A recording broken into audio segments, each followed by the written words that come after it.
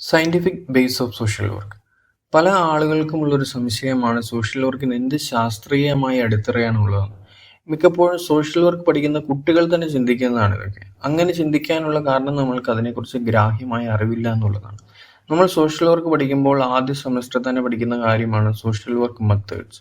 അതിൽ ഒരു മെത്തേഡാണ് social work research. Social work research നമ്മൾ ഒരു പ്രശ്നത്തെയോ അല്ലെങ്കിൽ ഒരു വിഷയത്തെയോ വ്യക്തമായി പഠിച്ച് പുതിയ കാര്യങ്ങൾ സോഷ്യൽ വർക്ക് ഫീൽഡിലേക്ക് നമ്മൾ സംഭാവന ചെയ്യുകയാണ്.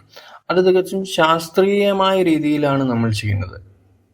ഇപ്പോൾ നമ്മൾ സോഷ്യൽ വർക്ക് റിസർച്ചിനെ കുറിച്ച് പറയുകയാണെന്നുണ്ടെങ്കിൽ, സോഷ്യൽ വർക്ക് റിസർച്ച് ചെയ്യുമ്പോൾ ഒരു പ്രത്യേക സബ്ജക്റ്റ്, ഒരു വിഷയത്തെക്കുറിച്ച് നമ്മൾ പഠിക്കുമ്പോൾ റിവ്യൂ ഓഫ് ലിറ്ററേച്ചർ നമ്മൾ തയ്യാറാക്കും. റിവ്യൂ ഓഫ് ലിറ്ററേച്ചർ നമ്മൾ തയ്യാറാക്കുന്ന സമയത്ത് ആ ഒരു വിഷയവുമായി ബന്ധപ്പെട്ട് മുൻകാല പഠനങ്ങളെ കുറിച്ച് നമ്മളൊരു പഠനം നടത്തി അവയുമായിട്ട് ബന്ധപ്പെട്ട വിവരങ്ങൾ നമ്മൾ ശേഖരിക്കും. പിന്നെ നമ്മൾ ക്വസ്റ്റ്യനെയർ തയ്യാറാക്കും.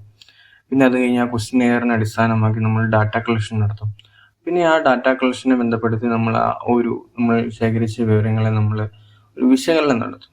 ആ വിശകലനം നടത്തിയതിന് ശേഷം ആ വിശകലനത്തിനെ അടിസ്ഥാനമാക്കി നമ്മൾ പുതിയ കാര്യങ്ങൾ എന്തൊക്കെയാണ്, നമ്മളുടെ പുതിയ കണ്ടുപിടുത്തങ്ങൾ, അത് നമ്മൾ പുറത്തു കൊണ്ടുവരും നമ്മൾ റിസർച്ച് ചെയ്യുന്നതിലൂടെ.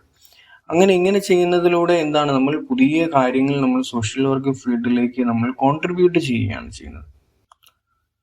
സോഷ്യൽ വർക്കിന് വളരെ ശക്തമായ ഒരു അടിത്തറയുണ്ട്. സോഷ്യൽ വർക്ക് പഠിക്കുന്നത് നമുക്കറിയാം, സോഷ്യൽ വർക്ക് മറ്റു പല സയൻസ് സബ്ജക്റ്റുമായി ചേർന്ന് പ്രവർത്തിക്കുന്നുണ്ട്. For example psychology, political science, law, biology, anthropology, sociology, അങ്ങനെ നിരവധി വിഷയങ്ങളുമായി ബന്ധപ്പെട്ടിട്ടാണ് സോഷ്യൽ വർക്ക് എടുക്കുന്നത്. അങ്ങനെ വിവിധങ്ങളായ വിഷയങ്ങളിൽ നിന്ന് കടമെടുത്തിട്ടാണെങ്കിലും സോഷ്യൽ വർക്കിന് ശക്തമായ അല്ലെങ്കിൽ വ്യക്തമായ ഒരു അടിത്തറയുണ്ട്.